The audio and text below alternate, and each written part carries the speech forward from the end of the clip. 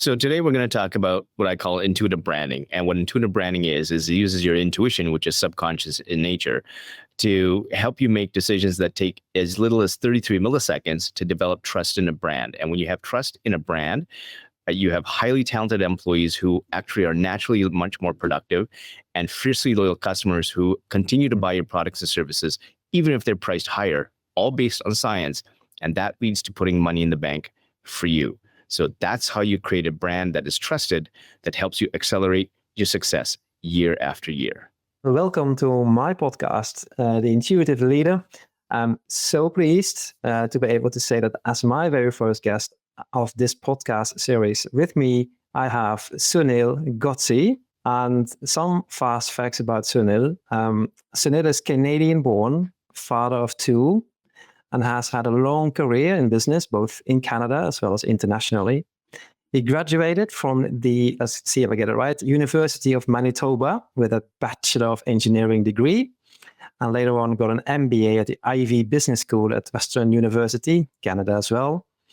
Sunil is a business coach, and a couple of claim to fame moments here is taking a healthcare business that was struggling at 400K to just over 13 million. He started out with nothing after leaving engineering to running 5 companies that totaled over 20 million in revenue. And he then went on to helping larger companies such as Citibank, Western Digital, Rogers Wireless, and SAP, taking with him the learnings of his own experience as an entrepreneur and helping these and other companies with his specialty, intuitive branding. Sunil is also the author of 2 books, the first book being Fail Fast, Succeed Faster, and his second book called Gut, as in gut feeling. And he's also a TEDx speaker on topic intuition in business. Sunil currently runs his own business consultancy company called Intuitive Branding. Sunil, very much welcome on my show. Thank you for inviting me. I'm really looking forward to this discussion, and I'm really touched that I'm your first guest. So I think it's a fitting introduction to the intuitive space when we're talking about the intuitive leader, the leadership aspect of it, and how it can take sort of this intangible concept and make it really tangible when it comes to leadership. Good, sounds good. Good opening. So I already mentioned you've written 2 books. Yes. And the last book, fairly recently published, right? Gut feeling. Yes. So how did you end up writing a book on intuition? How did you get to that? So the inspiration of writing a book actually came from someone who told me writing a book on a topic of failure, learning from failure would never work. Let's invite 5 key people of influence in Canada and see if they would talk about their failures. And if they said no, then perhaps this person was right. And within 3 weeks, I had all 5 of them interviewing me, and that started a journey of interviewing close to 350 people on their failure, which became Fail Fast, Succeed Faster. And the premise of that book was, if you were to learn from the lessons of others, you would be able to succeed faster because other people have already made the mistakes you can learn from. So one of the questions I got when I was doing a fireside chat about my book was, what's the one thing that was the common through line that got people to succeed? And at that point I said, well, that's interesting. I didn't think there was one. And so when I went back to the audio recordings, it was very apparent that 80 to 90% of them had said some version of, I should have trusted my gut. I should have trusted my intuition. I knew what the right decision was, but I didn't make it. And when they succeeded was when they trusted that intuition. And that's when their businesses finally, took off. And so because of this through line, I said, oh my God, there's this thing called intuition. So I knew this thing existed. And so, what I wanted to do is take a deep dive into the science of it. I'm an engineering background. And so when I looked at the science of it, it was very, very clear that there was a scientific link. There were over 180,000 academic research studies when I looked at, and when I skimmed them, it was very and growing, right? And growing. It's growing exponentially. In fact, when I graph it, and more and more leaders are trusting intuition. You're finding a lot more articles talking about intuition and trust within the workplace. It was very clear that there was a scientific link between intuition in the brain. We dug the trust centers, the limbic system, the hippocampus, and all that, and building trust and the way you make decisions and finding successful outcomes in your life. And so that's when Gut was born. When I took a look at the deep dive into the science, found out that there were 4 types of intuition. There were intuitive signals. There are a number of hurdles that stop you from trusting your intuition. And then that became Gut. And so then I started speaking all over the world. And that, of course, brought me to the TEDx stage as well to talk about intuition, where I have a number of case studies of people who actually trusted their intuition to have good outcomes, and those who ignored their intuition and the outcomes were not very good. No, that's usually the case then. So absolutely. What I really like about this story that you just shared is that you, well, first of all, you use your analytical mind to go back to all these recordings. And you saw the black swan, right? You absolutely, yes. You saw the black swan, you analyzed it, but at the same time, you use your intuition to start working with this. I mean, it's a combination of analytical skills as well as intuitive skills, if I interpret it correctly. Yeah, absolutely. And here's a case in point. One of my very first interviewees when it came to writing my book, Gut, was someone who actually didn't believe in intuition. And he said, he was a good friend of mine. And I said, John, his name is John Rostow. I said, John, I'd love to talk to you about intuition. This is a guy who was an investment banker, and data and spreadsheets rule his life. And he says, come on, intuition doesn't exist. So we sit down and he says, I have no clue what we're going to talk about. So we turn on the camera. And he's really struggling to talk about intuition, really being, a really good friend. Perhaps this is intuition. I'm not sure. And as I educate him on examples of the 4 types of intuition, he gets it. He's starting to get it. I can tell in his body language. He's getting it, the confidence level. And the very last question was, so John, did intuition ever help you make a decision that people thought you were crazy about making? And he said, absolutely, Sunil. And he goes, sometimes you can have all the data in the world, but you have to trust your intuition.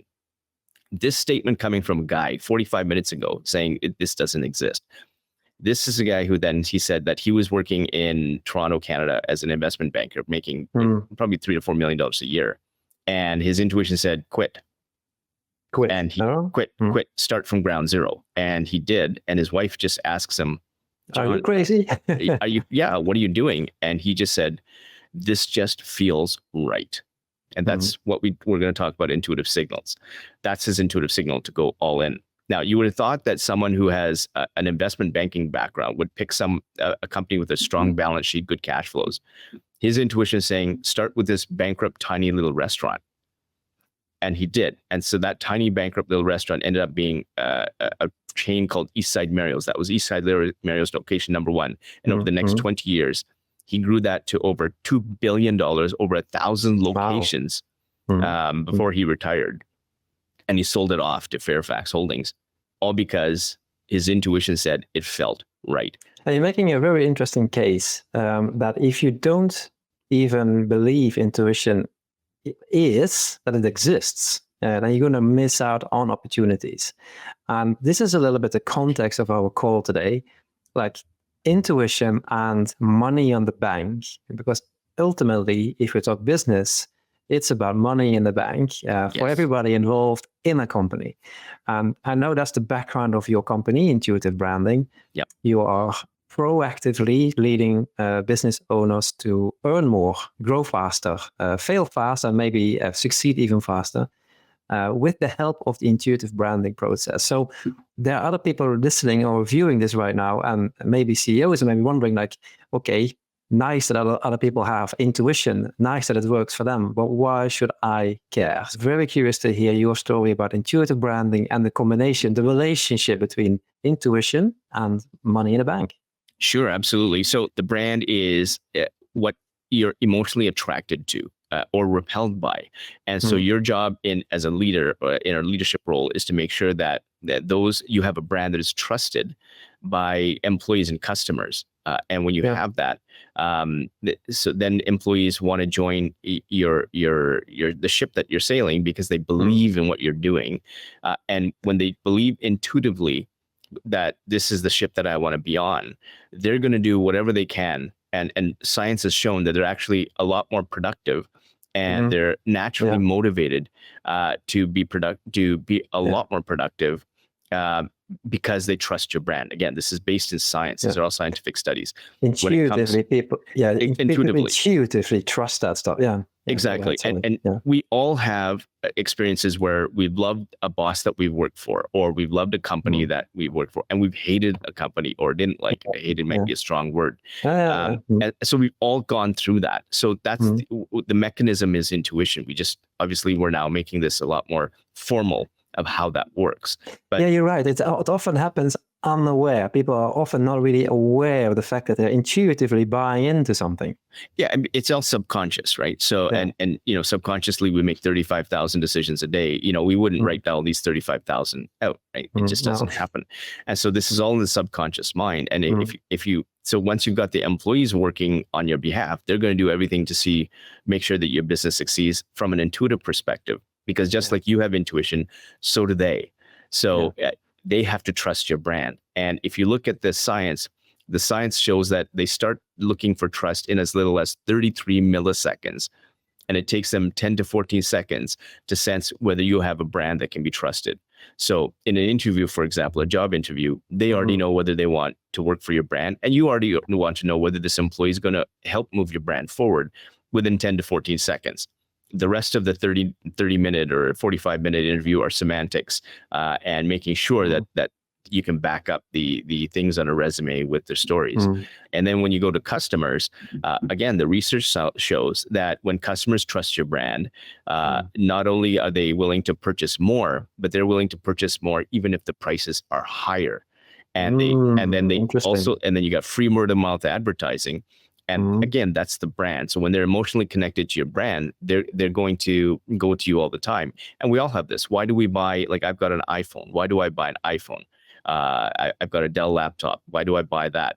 You can look at every purchase that you made and what's the emotional connection you have to that loyalty, brand. right? Yes, and loyalty has to be deepened, right? And so the science shows that you have to deepen that loyalty. And when you do that, when you have employees that are naturally productive, their output is more, which hits the bottom line. And when customers are coming to you to buy more all the time, even if you have more products and services, that hits your top line, which is your revenues. And if you're using your intuition, you're making smarter business decisions, which means you're not getting into unnecessary expenses, which means you again increase the bottom line.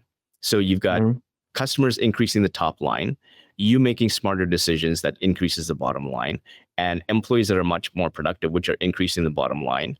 So now you're accelerating your success because you've got growth on the top and the bottom line. And that puts money in the bank. Yeah. And that's how you relate intuition to something that's tangible. Yeah, that's really, really well spoken. And it reminds me, well, I got two thoughts here. First of all, how intuition is related to motivation. I mean, we have this massive motivation deficit among employees right now. I think the number's up to 75% or something of employees in the global West being absolutely not engaged in the company. So that's right. Perfectly understandable from your point of view.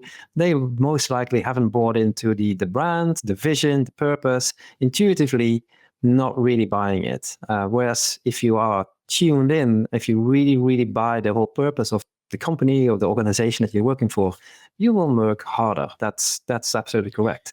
Yeah, absolutely. And it comes back to what you're saying as an intuitive leader, that falls on your responsibility, right? So the first thing that you need to do, and this is where the 5 steps in the intuitive branding process comes in, is the first thing we do is we strengthen your intuition, because there's 4 types, and we can get into it later if we've got time. But each one of us is stronger in one of the 4 types, but that also means we're weaker in the other 3 types. So the first thing I do is to strengthen all 4. And once you strengthen all 4, you get all the signals that they're giving you to make the right decisions. The next step is for you to reverse your bad decisions, which means you immediately put money in the bank because you're taking out expenses you shouldn't have made because of bad decisions.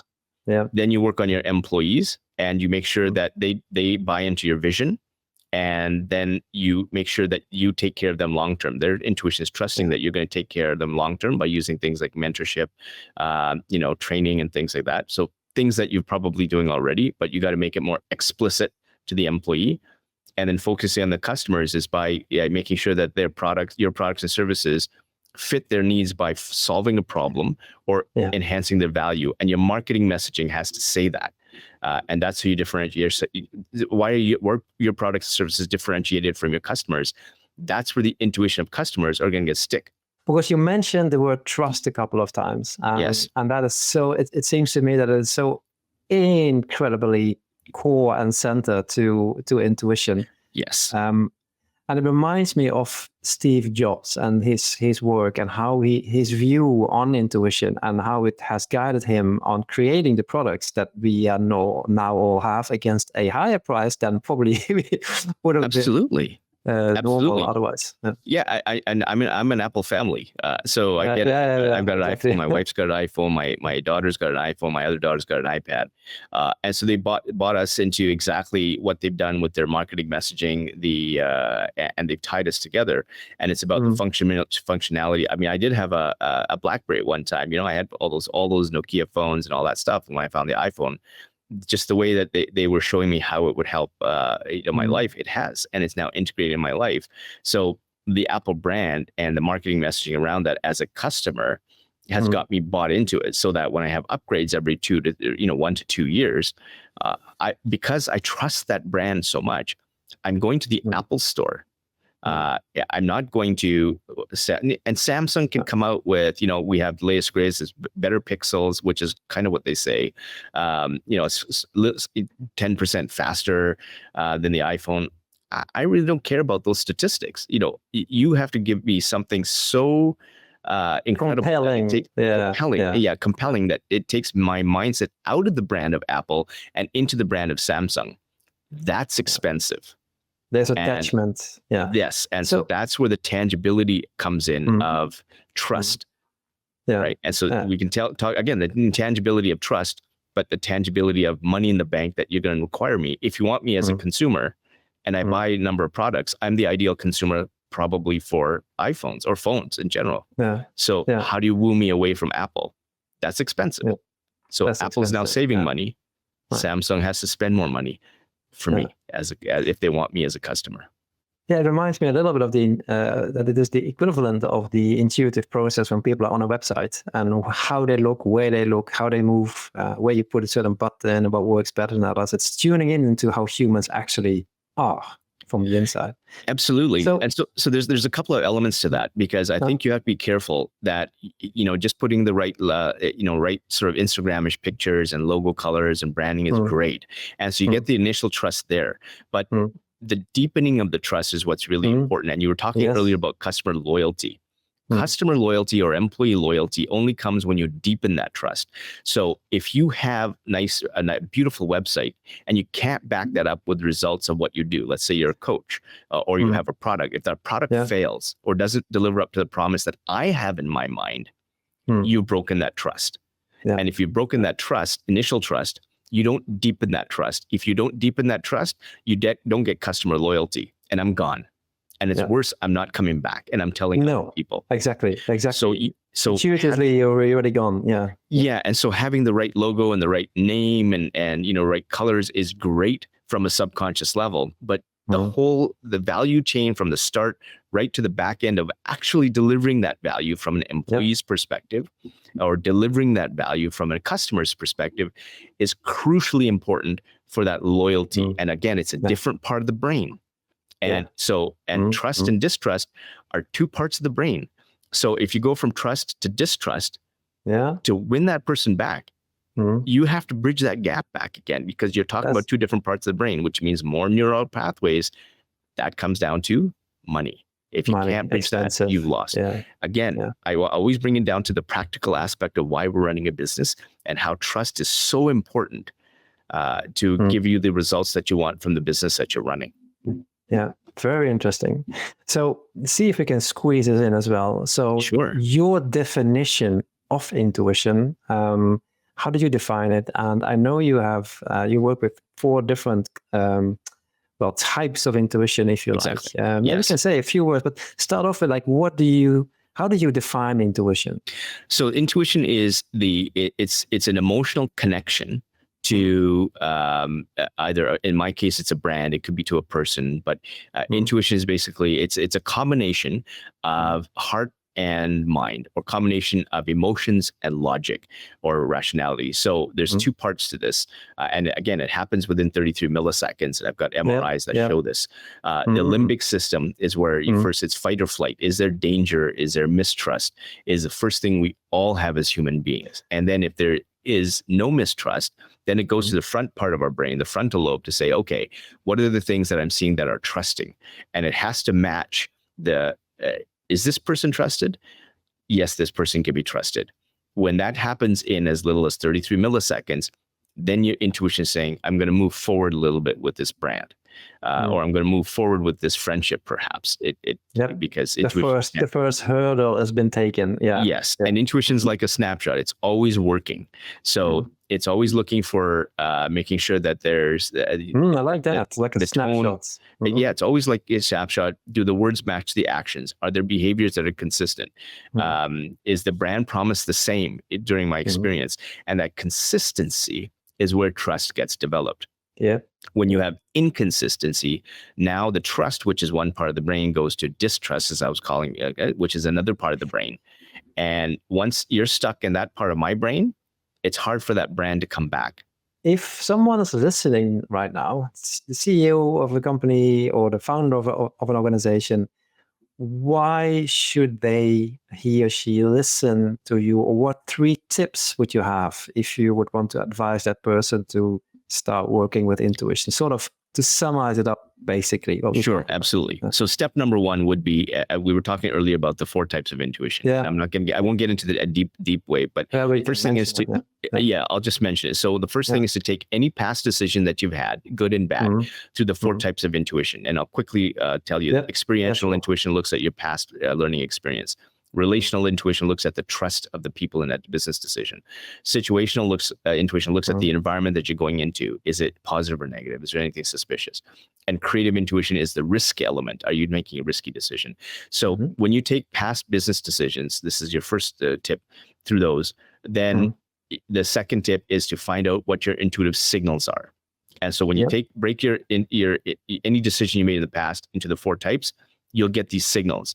Once you start to recognize these signals, write them down, record them, because you never lose the ability to sense them. Once you've got now you know how to analyze a business decision. Now you know your signals. Tip number 3 is apply it. Go to a business decision you're about to make. Take them through the 4 types of your intuition. How does it feel when you go through each of the 4 types of intuition? If it feels like a flow or you want to make it, that's your intuition saying that's a good business decision. If it feels uncomfortable in nature, you have to ask, okay, which of the 4 types of intuition thinks that this decision is uncomfortable, and what do I need to fix? If I can fix it, I'll go ahead with the decision. If I can't, I got to back away from that decision. And that's how you make every single decision, every business decision, the right business decision every single time. That's the process that you use. Oh, I like that one. It's again, you're utilizing both the analytical skills as well as the intuitive skills. Absolutely. Because in the end, it leads to results. It leads to everything on your income statement, your balance sheet. The data does not lie. Right. No. So again, we're taking something intangible, but real and subconscious, that ends up being tangible for your business. And that's what the big brands do, like Apple, Amazon. That's on intuition. Richard Branson, many people have talked about intuition being the key to their brand being successful. Yeah, you're right. You're correct. So now this is so informative to hear you talk about intuition from a business perspective. It's really enlightening. And if people want to find you online, all the links are down here in the text. But anyway, where can they find you? Yeah, so you can go to my website, intuitive-branding.com, to figure out what, find out, what intuition is. I'm on all the socials, TikTok, Instagram, Facebook, LinkedIn, X. So I'm everywhere. So there's a lot of free content, and my YouTube channel is there as well. So lots of stories on intuition there. So however you want to go, and if you're really interested in implementing intuitive branding for your business, you can apply to see if we're a right fit, because we only work with a certain number of entrepreneurs. And once you get through the application process, if you're approved, me and my team will make sure that you end up having some incredible wins like the hundreds of clients I've had already. Yeah, that's fantastic. So Sunil, a big thank you for being my very first guest. And I'm going to follow you. We're going to stay in touch. I want to see how this evolves. Thank you, Sunil, for being my very first guest. To everybody else, if you want to interact, you are very much welcome. If you have questions, want to comment, or if you want to share your stories, you can do that together with us at a free The Intuitive Leader community. Go to intuitiveleader.net/podcast and register. You will be invited to free interactive sessions with myself and other professional, like-minded leaders. And see you back soon. Take care.